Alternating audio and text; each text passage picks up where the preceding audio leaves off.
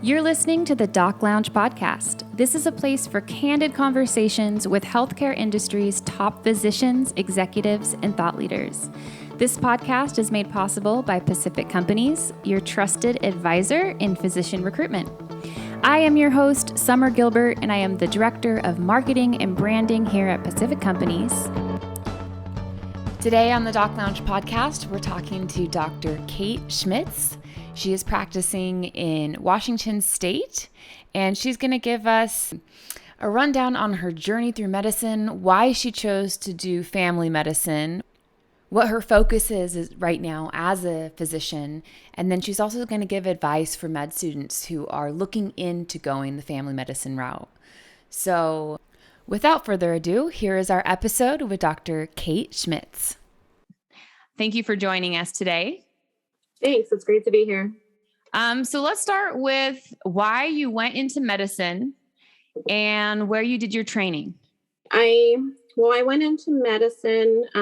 Primarily, I was motivated by the idea of working with severely underserved populations in and outside of the United States. I was looking at Doctors Without Borders as an organization that I thought did really good work. And then through the course of my training, I became aware of how much need there is in this country as well. And so I primarily worked in this country, but I have done medical trips outside of the United States.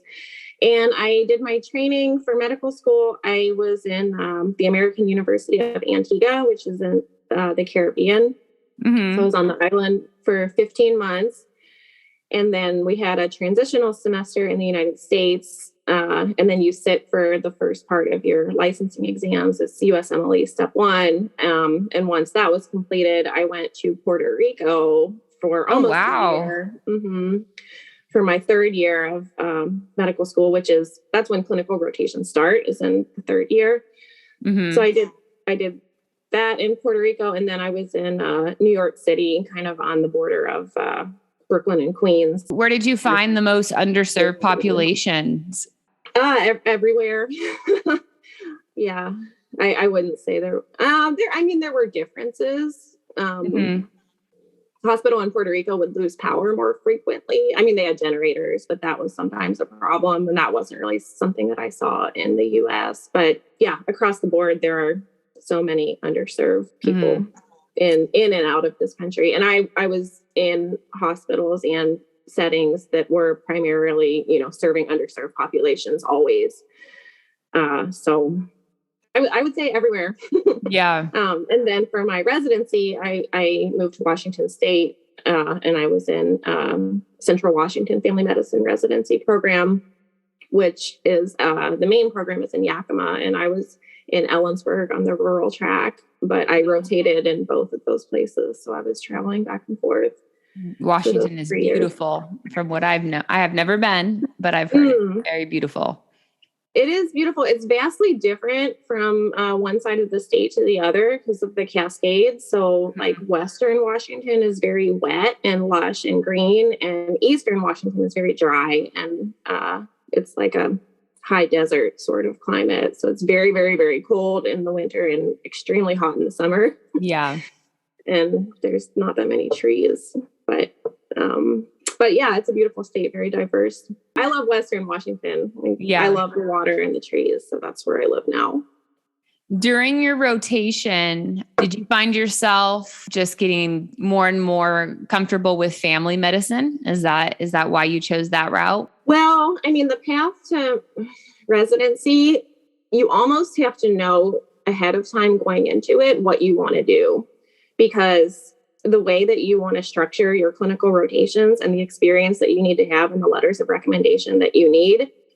Like, for example, if you want to go into orthopedic surgery, you need to do those rotations first early on in your third year so that you can have your application ready. Yeah. Because it's such a rigorous, very, very, very competitive and very, that just the timeline is so rigid. Yeah. That you can't just decide at the end of your fourth year that you want to go into orthopedic surgery. And you already have to have that application done unless you want to take a year off, Mm-hmm. But I was attracted to primary care. I knew that I would go into primary care just because I wanted to be able to serve the most people with the most commonly diagnosed problems that needed the most help. Yeah. I think, primary care for me felt like the most sensible way to do that. Do you work with all ages? Not anymore. I used to. I kind of pieced out of corporate medicine. That world is not for me. So now I just work with our free clinic here in town. And then there's a medication, buprenorphine, or some people know it as Suboxone, for people who are struggling with opiate use, substance use disorder. And so I work with that population. Oh, wow. Good for you. Yeah, it's very, very rewarding. And then it's a very high need. Like we need more people willing to do that work. In a low barrier setting, I work in a low barrier clinic, meaning that, for example, if someone is still using crystal meth, we're not going to cut off their Suboxone, or if, they don't come on the day that they're supposed to come, we'll still see them on a walk-in basis. Like we see walk-ins. We try to kind of schedule people if we can, but, we'll see anyone who comes in during the hours that we're open anytime. And there's funding for people who can't afford their medication, or if they don't have insurance, then there's ways around that. And we try to reduce barriers. And I think that, that's been really helpful. Our patients are very grateful. I can see that being really rewarding, but then also sad at the same time. It's true. But you see it across the board in all of medicine. Yeah, true. There are many people who are diabetic and have high blood pressure and many problems who do not do what I think they should do. Yeah.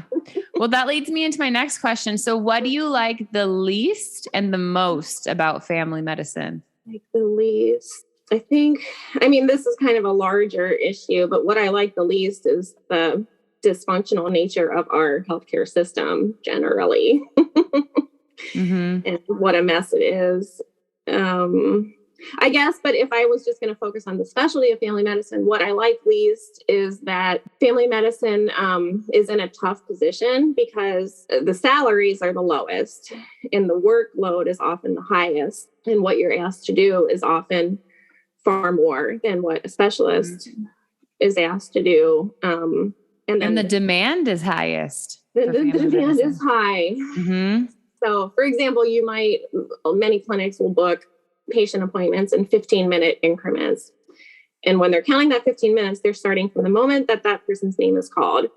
And then it generally takes 15, 20, sometimes 25 minutes to actually get them in the room and do their vital signs and review their medications and et cetera. And so then by the time the doctor or the provider gets in the room, the visit is over. And maybe it's been over for 10 minutes. But the patient has a problem that they came in for, and then maybe they have 2 or 3 more problems that become apparent during the course of the visit, or maybe they have 2 or 3 things that they want to talk about. And that doesn't happen to specialists. They get the 1-hour time slot, and, I think it's easier. It's easier to focus on one thing, and people know that, when they're going into their training. So it's sort of like it's a very dysfunctional sort of model. But at the same time, I don't know. I don't see any good solutions because we just have such a mess. I can talk for a long time about that. Well, I would say the rewarding thing that you've come across, is what comes out of the patients, treating these patients and having that success. And yes, there's many values. And also the specialists often do not communicate with each other or the family practice doctor. And so then there's no one sort of driving the train. And then that becomes a mess often for complicated patients. That can be very, very challenging. Or what they want will conflict. What the nephrologist wants will conflict with what the cardiologist wants. And they don't talk to each other. And then they also often don't talk to the patient. They'll decide something and then nobody will tell the patient what's going on. Yeah. I would see that over and over and over again. It would drive me crazy. But, yes, there's many, many valuable, meaningful moments and rewarding things. And I love my job now, and my work-life balance is amazing, but in a unique situation. And most people don't get to where I'm at. I work less than 10 hours a week now. So. Wow. That's incredible. So I have lots of energy to give when I show up, and that's fine. But I was very burned out. I just, I work 2 shifts a week with the Olympia Butte Clinic, and I volunteer with the free clinic, and those shifts are about 3 hours each. Yeah. But I have an interesting question for you. If you had to go back and change your specialty, what would it be? Or would you change it at all? I don't think I would change it. I like family medicine, but I don't know, maybe OB, obstetrics and gynecology, or surgery. I did really love general surgery. I don't know. I haven't really thought down that path because there's no way I'm doing another residency. Yeah. It's not going to happen. But I did love surgery and procedures. Yeah. And OB is a very cool field. So, that's one of my favorite questions to ask. Yeah. Because I never know, like, I'll have a hematology oncology doctor and he says, you know what? I think I'd probably go into OB or just things that you would never think. Right. And so it's just very random, orthopedics wanting to switch it up, and then they want to, do family medicine, or if they had to choose, if they had to go back, in time and switch a different specialty. So yeah, it's interesting. I mean, I was fascinated with pretty much every branch of medicine. I really loved all of my rotations in one way or another, but there's something above and beyond about seeing, brain surgery or open heart surgery, or just the OR is a very, very unique environment. Yeah. Well, the cool thing, things that you don't normally see. Yeah. And the cool thing, everything kind of starts with you, with primary care. They come to you, right? And then you're looking at the condition, and then you get the specialists involved. And so I think that's something special about primary care, which is so unique, is that it really starts, it starts at the ER sometimes too, but a lot of times it's the primary care or the ER, or they go primary care and you say, okay, you need to go to the ER right now. But it starts with you guys looking at that and diagnosing it and seeing what specialists that need to get involved right away. And so there's a big responsibility and collaboration that's involved within your job.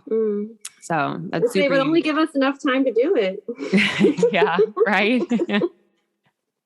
What advice would you give a resident or fellow that are looking into family medicine? I would advise that person to do a lot of shadowing in different sorts of environments. And do it, during operating hours when the clinic is actually open, or whatever environment that you're thinking about working in, because you really want to see what the workflow is like, and what the timeline is like, and then how much time is spent documenting the patient. Ask the person. How long are you charting at home at night, or how much time are you actually really putting in, and just get yourself a clear picture of what you're actually getting into. Yeah.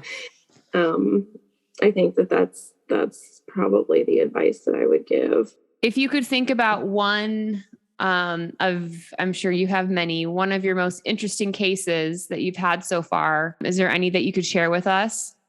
We have interesting cases, but they're kind of sad at the same time. Yeah. So, I don't know. That's a tough question, because as a physician, you go through so many and you see so many people, and every individual is so different that, it's hard to say.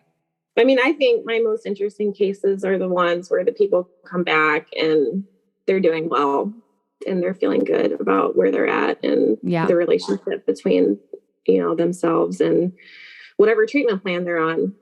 I could tell you like gory details of gross and crazy things, but I don't know. Yeah. And while you talk to me and looking at your smile, and as you talk about family medicine, I can tell you love what you do. I do. Yeah. I had actually, he was my advisor during my residency, and he was a great doctor. And he said once that the best definition of a family physician is someone who does what needs to be done in that community. So with a broad training, you can fill that niche.